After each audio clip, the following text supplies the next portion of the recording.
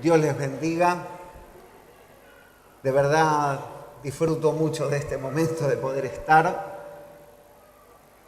Exactamente, el año pasado, día martes, previo a la convención nacional de nuestra institución, yo sufrí un ataque que se llama AIT, es un ataque isquémico transitorio. Y de pronto es como que desapareció todo, vi un túnel, una luz, no, eso no. Pues si hubiera visto eso podía escribir un libro, pero no. Y sin quererlo, por supuesto, terminé internado, quedé con la mitad de la cara y parte del cuerpo como paralizada, hablaba así como los tangueros de Costeleta, que allé, pero a las pocas horas me sentí mejor y me acuerdo que hice todo lo posible, absolutamente todo lo posible, caminé toda la clínica, hablé con todos los médicos para que me dieran el alta, pues yo quería estar en la convención. Entonces vino una médica que estaba a cargo y me dice, bueno, hablamos con los demás profesionales y le vamos a hacer un favor. Y yo estaba contento, digo, no le vamos a dar el alta, se va a quedar internado. Y verdad que me sentía muy mal porque yo estaba bien, no tenía suero ni nada, pero ahí internado, peleando esa situación hasta que comencé a ver lo que pasaba a mi alrededor y todavía, verdad, estaba sensible por lo que había pasado. Lo que veo es un chico peruano de 21, 22 años. Él estaba internado en la otra cama, en la misma habitación. Y creo que no es casualidad. Él era hijo de un pastor. Y a los 7 años, juntamente con sus hermanos y su mamá, él fue abandonado. Su papá, pastor, se fue con una mujer y dejó a toda esta familia completamente desamparada. Al poco rato de hablar con él, uno podía ver cómo estaba herido y lastimado, especialmente, no sé si con Dios, sino con sus representantes. Muy lastimado. Y verdad, yo hace mucho tiempo que no creo en la casualidad, entendí que realmente Dios quería que estuviera ahí, no había otra manera de que yo estuviera ahí si no hubiera sido por ese motivo. Dios envió también a un pastor y como yo estaba bien, él necesitaba cuidado, necesitaba atención y verdad, pude ministrarle del amor de Dios a través del cuidado. Él fue operado de la columna, ayudarlo a tomar su merienda, a cenar, a sentarse primero, después a ponerse de pie, a levantarse. Y pensando esto, había un versículo, ya digo, yo estaba muy sensible, que lo quiero compartir, que venía a mi corazón, porque creo que hay mucha gente que conoce a Dios, pero no camina con temor de Dios.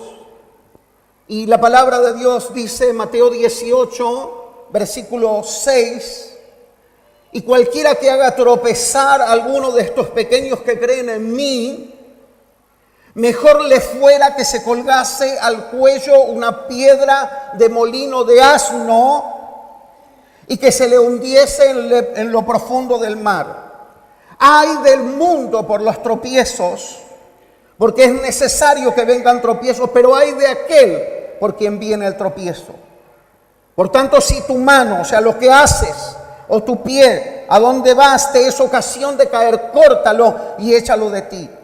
Mejor te es entrar en la vida cojo o manco que teniendo 2 manos o 2 pies y ser echado en el fuego eterno.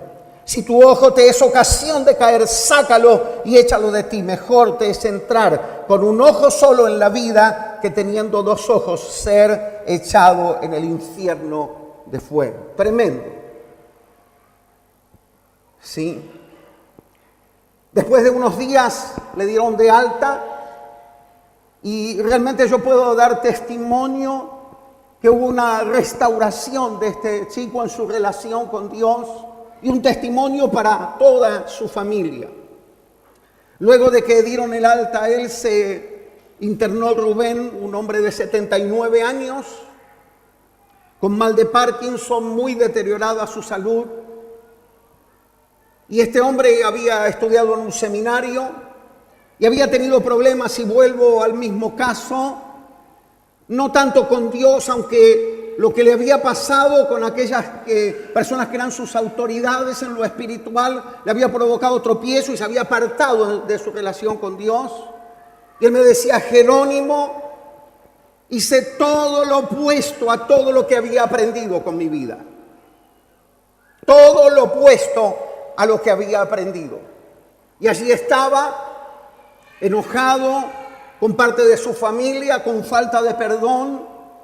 Y por la gracia del Señor pude conducirlo nuevamente al Señor, se reconcilia con Dios y que también suelte perdón sobre sus seres queridos.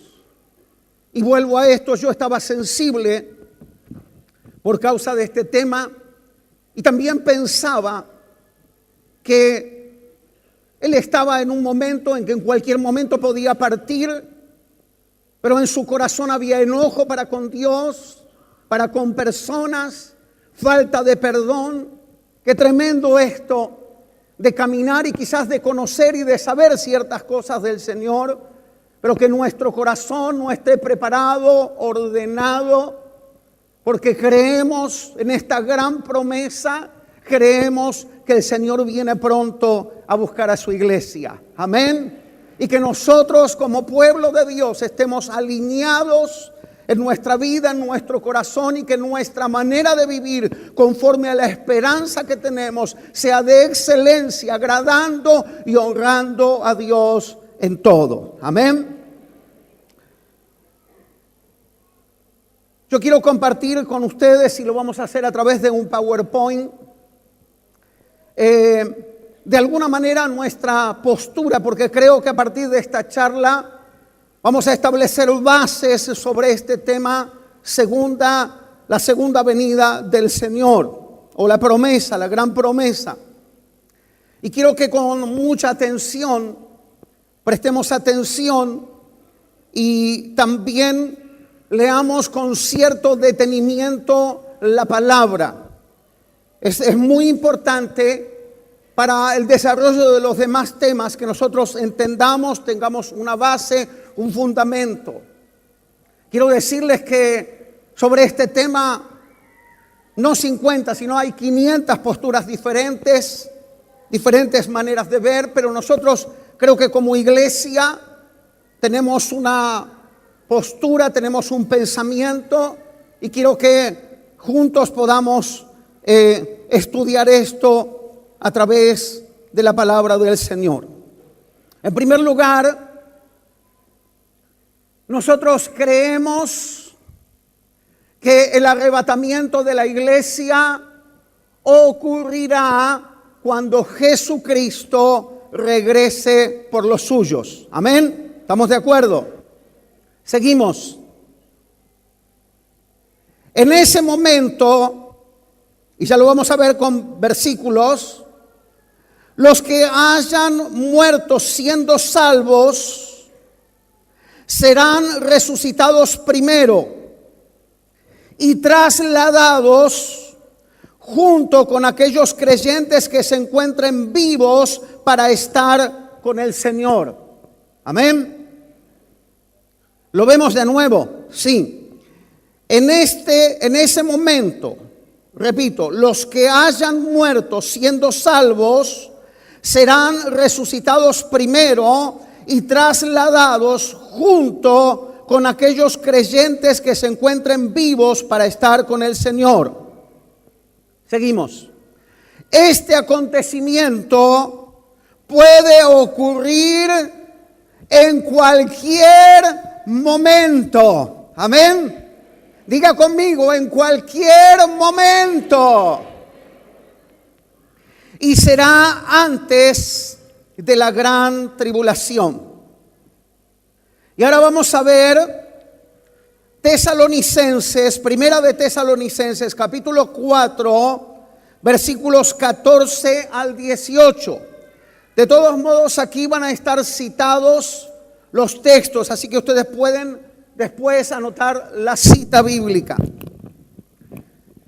Vamos a leer con detenimiento porque es importante. Quizás hayan leído alguna vez esta palabra, pero vamos a leer con detenimiento. ¿Se escucha?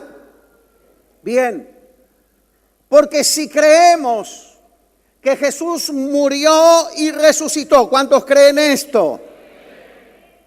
Así también traerá Dios con Jesús a los que durmieron en él. Seguimos. Por lo cual os decimos esto en palabra del Señor, que nosotros que vivimos, que habremos quedado hasta la venida del Señor, no precederemos, no nos vamos a adelantar a los que durmieron. Especialmente Pablo escribe esta exhortación de ánimo a la iglesia, porque por causa de que algunos partían, muchos se habían desanimado diciendo ya el Señor vino para ellos. Entonces Pablo explica doctrinalmente esto. Seguimos.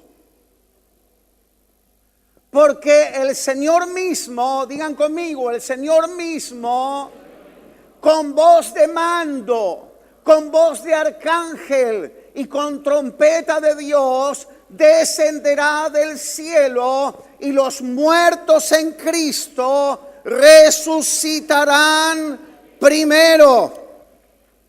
Seguimos con la lectura. Luego nosotros, diga conmigo, luego nosotros,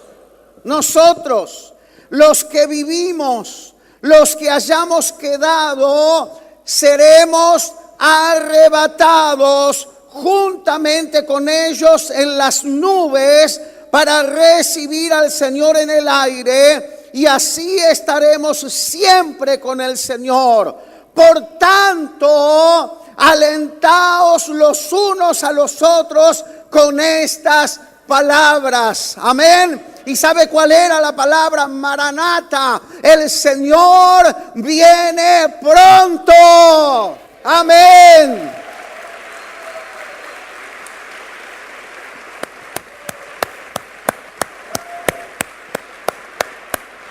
Aleluya. Quiero darte otra palabra, promesa. Apocalipsis capítulo 3, versículo 10. Estos textos que estoy leyendo son pasajes bíblicos que se refieren al rapto. Solamente hice una selección muy breve de versículos para que esto no se extienda mucho, pero necesitamos confirmar a través de la palabra aquello que estamos diciendo. Por cuanto has guardado la palabra de mi paciencia, yo también te guardaré de la hora de la prueba. ¿A quién dice el Señor esto? ¿A quién dice el Espíritu Santo esto? A nosotros, la iglesia del Señor, a todos aquellos que hemos creído en Jesucristo como Señor y Salvador nuestro. Por cuanto has guardado la palabra de mi paciencia, yo también te guardaré de la hora de la prueba que ha de venir sobre el mundo entero para probar a los que moran en la tierra. Amén. Seguimos. El rapto significa traslado, arrebatamiento y levantamiento. La siguiente, por favor. Esto es donde los muertos en Cristo y los creyentes vivos serán transformados y trasladados para encontrarse con el Señor en el aire. Esta es la primera fase de la venida del Señor. ¿Está claro hasta ahí? Esta es la primera fase de la venida del Señor. Vuelvo al PowerPoint anterior, sí, por favor. No rapto, el siguiente.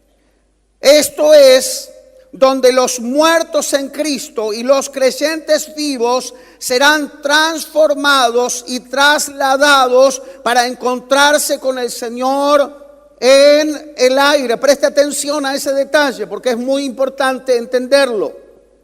Seguimos.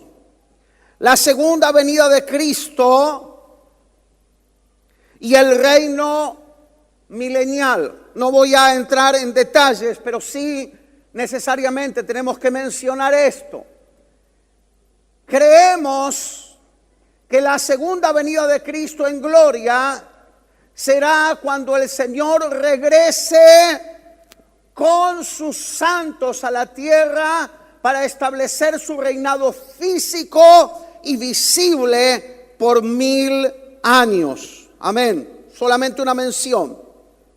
Este reino milenial traerá paz universal y el cumplimiento de las promesas hechas a Israel en el Antiguo Testamento. Amén. Hasta allí. Luego explicamos algo sobre el juicio final de los incrédulos. Esto es necesario que veamos y confirmemos a través de la palabra. Dice, creemos que el juicio final será para todos los impíos que rehusaron aceptar a Jesucristo. Ellos junto con Satanás y los ángeles caídos serán arrojados al lago de fuego, donde estarán por la eternidad. Ahora vamos a ver pasajes bíblicos que se refieren a la revelación de Cristo. ¿A qué me refiero cuando hablo de la revelación? Me refiero a que es un evento absolutamente diferente al primero que acabamos de mencionar. El primero es el rapto, donde la iglesia se va con el Señor. Y hay otro segundo evento, otra segunda parte de la venida del Señor que tiene que ver con la revelación y comienza con este texto que creo que es más que elocuente. He aquí, dice que viene con las nubes y todo ojo le verá. Apocalipsis 1:7. Entonces, dice Lucas capítulo 21, versículo 28, verán al Hijo del Hombre que vendrá en una nube con poder y gran gloria. La revelación de Cristo a la tierra significa que la aparición de Cristo luego de la gran tribulación aquí en la tierra. Quiero que presten atención a todos estos detalles y algunas diferencias que comienzan a verse, y luego vamos a ver esto a través de cuadros. Aquí decimos que Cristo descenderá visiblemente en las nubes con los santos o con la iglesia para pelear por su pueblo Israel en la gran tribulación. Esta es entonces la segunda fase de la venida del Señor. Ustedes prestaron atención. ¿A qué llamábamos la primera fase de la venida del Señor? Al rapto. La segunda venida del Señor con su iglesia le llamamos la revelación. Y ahora quiero que veamos unos cuadros que muestran la diferencia entre un evento y otro para que entendamos mejor. 5 comparaciones entre el rapto y la revelación de Cristo. El rapto es para la iglesia. La revelación es para el mundo. ¿Se entiende? El rapto es secreto. La iglesia del Señor va a ser tomada y van a haber muchas preguntas, muchos interrogantes. Aún me temo que dentro de muchas congregaciones, quizá en pleno culto, el Señor venga a buscar a su iglesia y algunos, ¿qué pasó? No nos extrañe que aquellos que no conocen a Cristo se hagan esa pregunta. Pero ojalá todos nosotros estemos preparados porque el Señor viene pronto. El rapto entonces es para la iglesia, la revelación es para el mundo. El rapto es secreto, la revelación es pública, lo acabamos de leer. Todo ojo le verá. En el rapto, Cristo viene por la iglesia. En la revelación, Cristo viene con la iglesia. ¿Se entiende? Seguimos.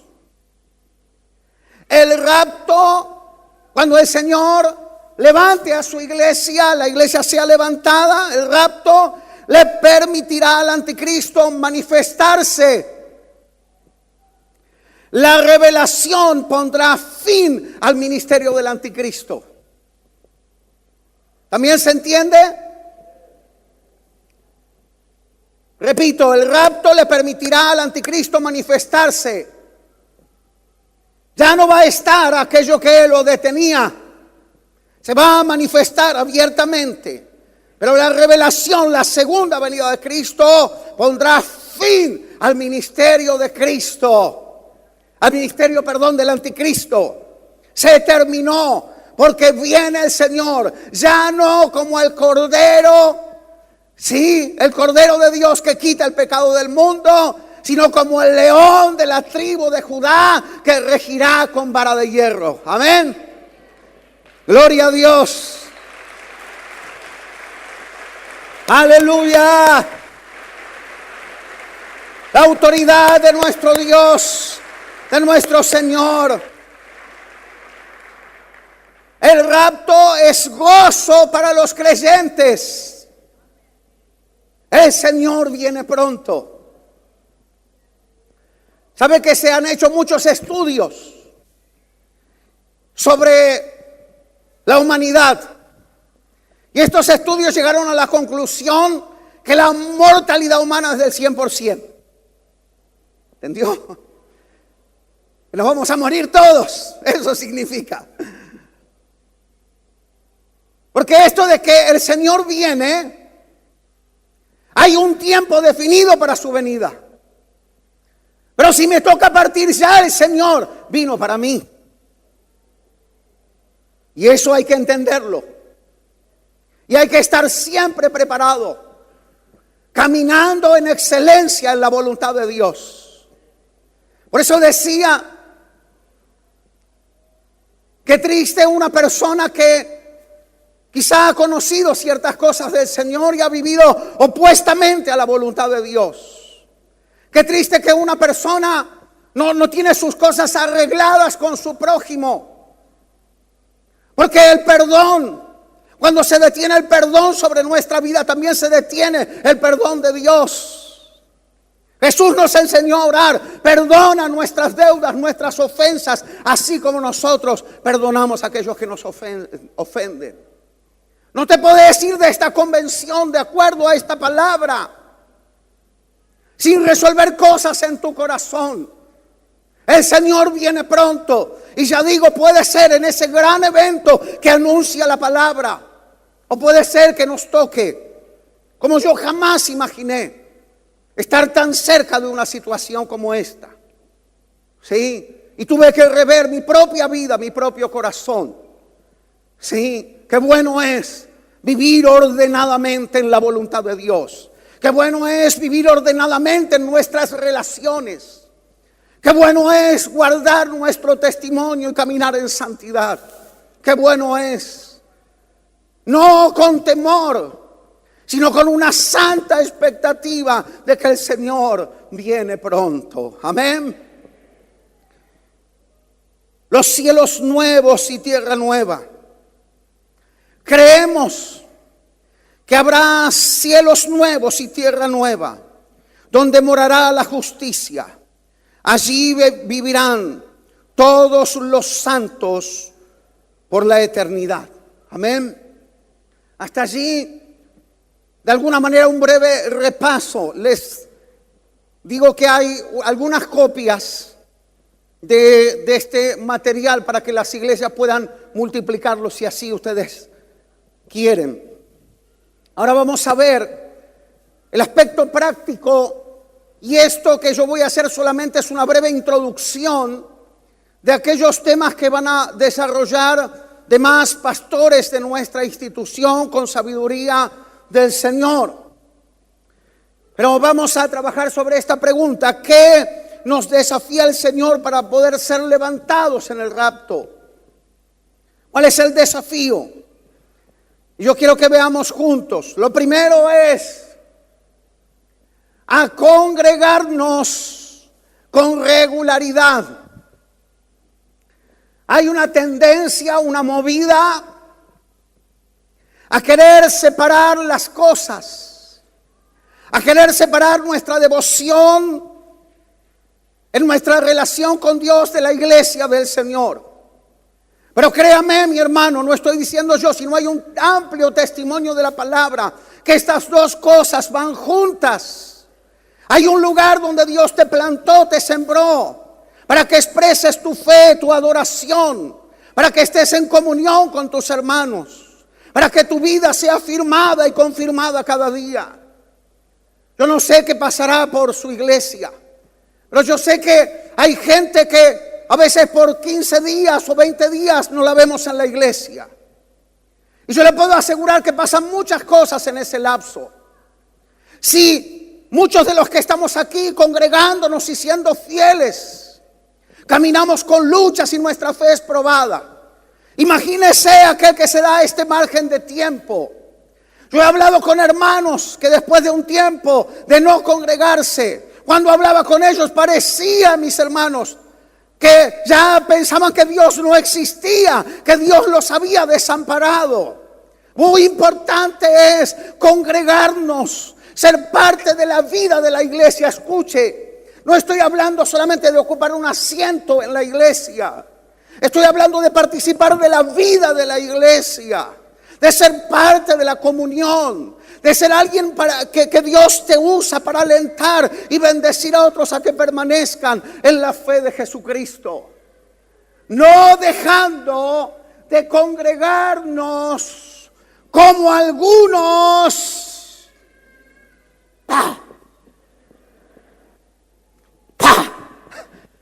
como algunos tienen por costumbre, sino exhortándonos. Que escuche, no es sinónimo de retar, es de alentar. Exhortar es sinónimo de alentar. Exhortándonos, animándonos. Y tanto más cuando veis que aquel día se acerca. Decile a tu hermano, no dejes de congregarte. El Señor viene pronto. Aleluya.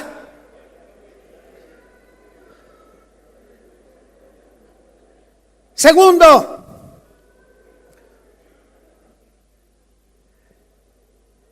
escuche, esto es muy importante. Al observar la cena del Señor, somos exhortados a observar la mesa del Señor con el arrebatamiento en mente. Mire,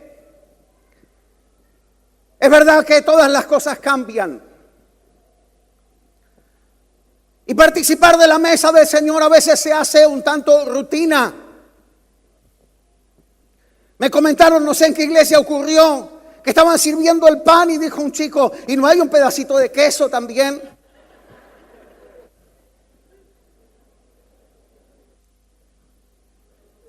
Yo crecí en la iglesia y la Santa Cena era cuando el pastor decía que había Santa Cena.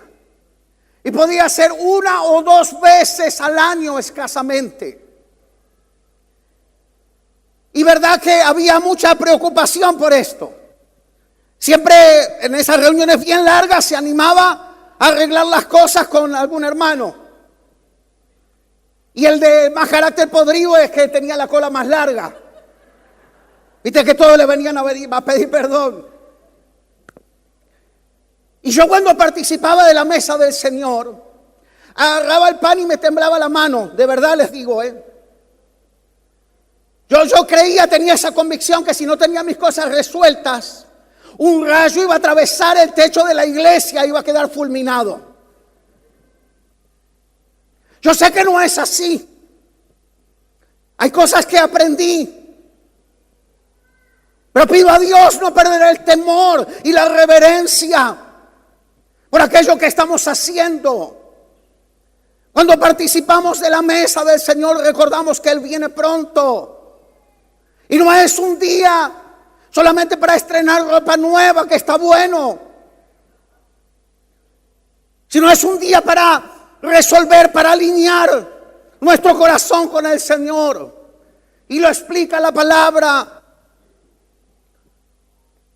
Así pues, todas las veces que comiereis este pan y bebiereis esta copa, la muerte del Señor anunciáis hasta que Él venga. Algo más te digo sobre participar de la mesa del Señor. No dejes de hacerlo. No dejes de hacerlo. Hay gente con una mentalidad que dice, no, yo no estoy bien. Ese es el otro extremo. Yo no estoy bien, entonces no voy a participar de la mesa del Señor. Parece humilde, pero es cobarde. No es humilde, es cobarde. Porque la palabra de Dios, cuando participamos de la mesa del Señor, nos anima a examinarnos y a resolver lo que hay que resolver para luego participar. Y el hecho de que algunos no participen, Pablo lo explica. Hay muchos debilitados, hay muchos enfermos y muchos duermen. Puede que se refiera a la muerte. Pero creo podemos dar una interpretación espiritual. Hay mucha gente que está débil espiritualmente. Hay mucha gente que está enferma espiritualmente. Y hay mucha gente que está muerta espiritualmente. La oportunidad de participar de la mesa del Señor. Y la vamos a tener en esta bendita convención. Es tiempo de levantarse, de restaurar, de alinearse con el Señor. No dejando de participar de la mesa del Señor, confirmando nuestra fe, renovando nuestro pacto con el Señor. Amén. Gracias, Señor Jesús. Aleluya. Santo es tu nombre.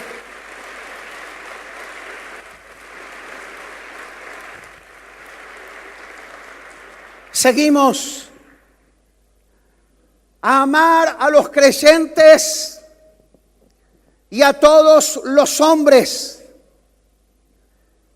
Dice Pablo, les doy la cita, Primera de Tesalonicenses capítulo 3, versículos 12 y 13. Y el Señor os haga crecer, abundar en amor unos para con otros y para con todos, como también lo hacemos nosotros para con vosotros. Seguimos. Para que sean afirmados vuestros corazones como irreprensibles, como en santidad delante de Dios nuestro Padre en la venida de nuestro Señor Jesucristo con todos sus santos. Amén. Otra exhortación de la palabra, esperando la venida del Señor, a ser pacientes. Santiago capítulo 5, versículo 8. Pacientes con los tiempos de prueba, pacientes con los procesos de Dios sobre la iglesia, sobre el ministerio, sobre nuestra propia vida, sobre la familia. Alguien decía, Señor, dame paciencia, pero dámela ahora. Pacientes. Tened también vosotros paciencia y afirmad vuestros corazones. ¿Por qué? Porque nuestro corazón es probado, mis hermanos. es probado de muchas maneras. Hay cosas que ocurren en la vida, en el ministerio, en la iglesia, porque escuche, yo soy de este pensamiento. Yo no hablo solamente de las luchas que puedas tener fuera, porque también la vas a tener dentro, porque es parte del trato y de la formación de Dios sobre tu vida. Si te vas de la iglesia donde Dios está tratando y formando tu vida y enseñándote paciencia, nunca vas a pasar a otro nivel de crecimiento. Hay gente que justamente por no soportar la prueba, el trato, se cambia, se sale, se mueve. Pero hay que permitir, ¿verdad?, que Dios nos pruebe, ser enseñados y tratados por el Señor.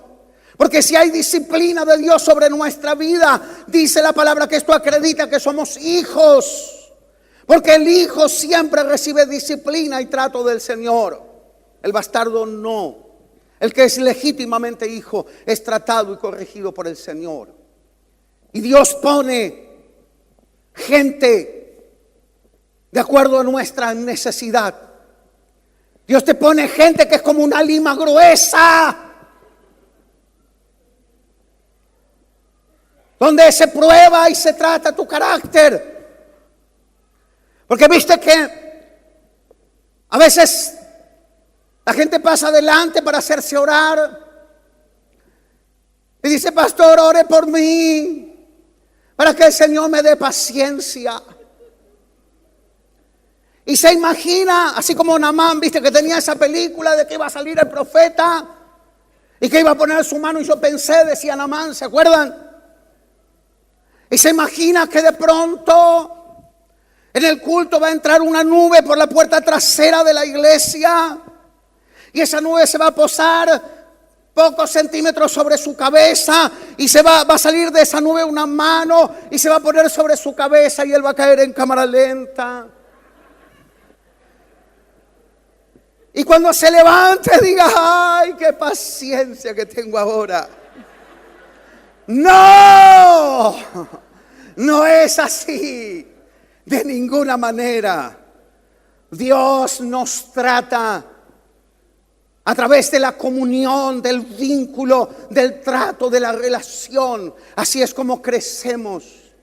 Y yo sé que hay situaciones que no comprendemos, que las sentimos injustas. A veces se duele en nuestro corazón, pero quiero decirte algo que le decía a la iglesia: no permitas que se endurezca tu corazón, no permitas que se cierre tu corazón, no permitas que la amargura y el dolor se instalen en tu corazón. Sé paciente, espera los tiempos de Dios, el Señor viene pronto. Amén. Gloria. Gracias, Señor. Seguimos. Somos desafiados a vivir una vida consagrada.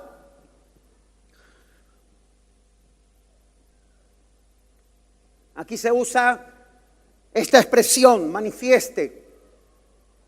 Pero sabemos que cuando Él se manifieste, seremos semejantes a Él, porque le veremos tal como Él es. Y todo aquel que tiene esperanza en Él, ¿qué hace? Se purifica, se limpia. Y ahora vamos a la segunda cita de Tito, capítulo 2, versículos 12 y 13. Renunciando, ¿cómo dice? Renunciando. ¿Sabe qué significa este término? Que usted va a romper el vínculo con aquello que sea pecado. Renunciar significa romper el vínculo. Por eso cuando una persona es ministrada, porque ha estado vinculada al ocultismo, ha rendido su vida al oculto, lo primero que hacemos es que reciba a Jesús como Señor y Salvador. que el Espíritu Santo venga a su vida y le animamos a renunciar. ¿Para qué? Para cortar el vínculo, renunciando a la impiedad, a los deseos mundanos. Vivamos en este siglo sobria, justa y piadosamente, aguardando que la esperanza bienaventurada y la manifestación gloriosa de nuestro gran Dios y Salvador Jesucristo. Amén.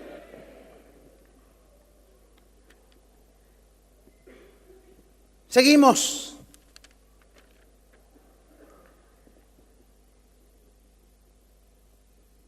También nos anima a abstenernos de juzgar a otros. ¿Se acuerda aquella parábola del trigo y la cizaña? Jesús cuenta que así fue, se despertaron y el enemigo, dice la palabra, había sembrado cizaña entre el trigo. Estas plantitas tienen que crecer porque son muy parecidas. Solamente cuando espigan se puede ver claramente la diferencia. Pero en esta parábola dice que había varios siervos dispuestos y dijeron: Señor, ¿quieres que las arranquemos? No, dijo el Señor. Ese es trabajo de los ángeles en el final de los tiempos. ¿Sabes que como pastor tenés un montón de gente que te sugiere a quién tenés que echar de la iglesia? ¿A quién tenés que corregir y disciplinar? Hay gente que quiere hacer el trabajo al que el Señor no nos mandó a hacer. En todo caso, es meterse en el trabajo no del ministerio, de la obra de Dios, sino es meterse en el trabajo del diablo.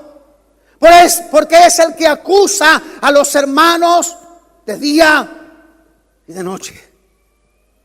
Así que no es nuestra tarea. El Señor viene pronto. Y quizá, mire, quien me veía a mí en la iglesia cuando yo tenía 16, 17 años, qué cachivache, por favor. Qué cachivache. Pelo largo por acá. No se imagina, ¿no? Parecía más falda con el flequillito, el pelo largo por acá. Quería hacerle el Stone, qué sé yo. Nada, con una remera de Led Zeppelin iba a la iglesia. Encima iba así como, viste, desafiándolo al pastor. Cachivache. Pero Dios es Dios. Y no que sea gran cosa, pero algo me cambió el Señor. ¿Sí? Tenés confianza en el Señor. Con respecto a tus hijos, no los juzgues, sino profetiza sobre ellos el futuro que Dios tiene y quiere para ellos. Declará sobre ellos que ellos son siervos de Dios, que ellos están bajo la cobertura de la promesa del Señor sobre tu vida. Y por causa de tu fidelidad se cumple lo que Dios ha prometido. Aleluya. No juzgues. Aleluya.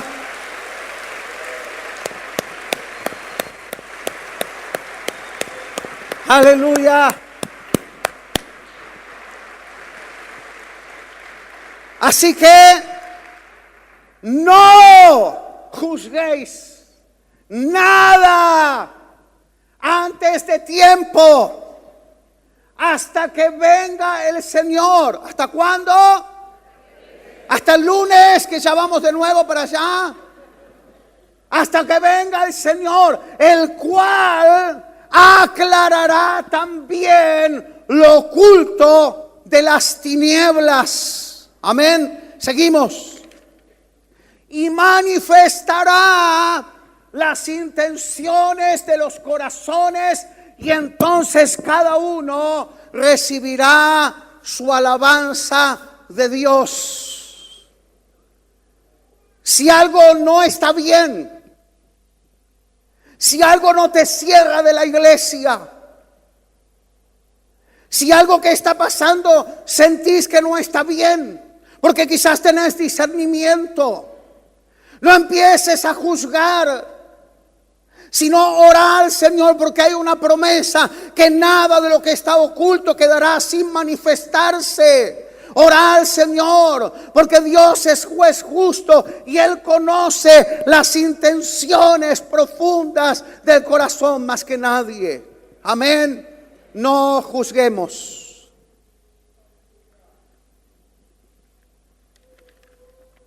Aleluya. Ya termino. Mentira. Sí, ya termino. Segunda de Timoteo, capítulo 4, versículo 1 al 2.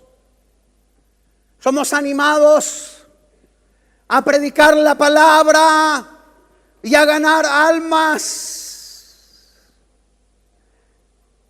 El evangelismo, el predicar el evangelio es un mandato del Señor a la iglesia. Pero créeme que si como iglesia hacemos lo que tenemos que hacer, nos vamos a evitar muchos problemas que a veces suceden internamente en la iglesia. Porque si estás mirando a los que necesitan de Cristo, no vas a estar ocupado de mirar lo que hace o deja de hacer tu hermano. Los conflictos en la iglesia denuncian falta de evangelismo de la iglesia. Tanto conflicto es que gente que está ociosa y que no está haciendo lo que Dios le mandó a hacer. Amén. Tardé un año, pero vine, ¿viste? Amén. Te encarezco delante de Dios y del Señor Jesucristo, que juzgará a los vivos y a los muertos en su manifestación y en su reino. Que prediques, que prediques la palabra, que instes a tiempo y fuera de tiempo, redarguye, reprende, exhorta con toda paciencia y doctrina. Prediquemos el evangelio de Jesucristo. Amén. Y este sí es el último. A interesarnos por las cosas de arriba. Hay previsión y proyección con respecto a muchas áreas de nuestra vida. Hay planes. Voy a hacer esto, voy a hacer aquello. ¿Se acuerda el que había prosperado? Porque quiero hacer un paréntesis, escuche. Hubo un tiempo donde la iglesia del Señor fue probada en la necesidad. Y hay muchos que pasaron la prueba. Pero ahora la iglesia del Señor está siendo probada en la prosperidad. Y hay muchos que no están pasando la prueba. Curiosamente, ¿no? La necesidad nos volvió a ser más dependientes del Señor. La prosperidad nos dio más autonomía e independencia. ¿Para qué voy a orar? Se lo voy a pedir a Dios si yo lo puedo comprar. Y no estoy diciendo de que nos vayamos al otro extremo. Pero ¿se acuerda el que prosperó? Dijo, voy a hacer ahora graneros más grandes. Necio, esta noche vienen por tu alma. ¿Se acuerda de Ezequías? Le fue anunciado que debía partir. Y dice que se apoyó en un muro y comenzó a llorar y a pedirle a Dios misericordia. Ya se iba el profeta Isaías, que había dado el anuncio, y Dios lo hizo regresar. Dile que tiene 15 años más. Yo le doy más tiempo. ¿Y sabes lo que hizo con el tiempo? Proyectos humanos. Ni siquiera pudo alcanzar a sus propios hijos para que sean sucesores del reino. Se volvió idólatra. No sé a cuántos Dios les haya dado tiempo, otra oportunidad. Pero si Dios te dio otra oportunidad, aprovechala. Orienta tu vida para honrar y servir al Señor. Transformate en alguien útil y productivo en las manos del Señor. No alguien que es atrapado por un montón de ambiciones y a veces desordenadas. Está bien y está bueno prosperar. Y oramos los pastores y animamos a la iglesia y enseñamos a la iglesia a prosperar.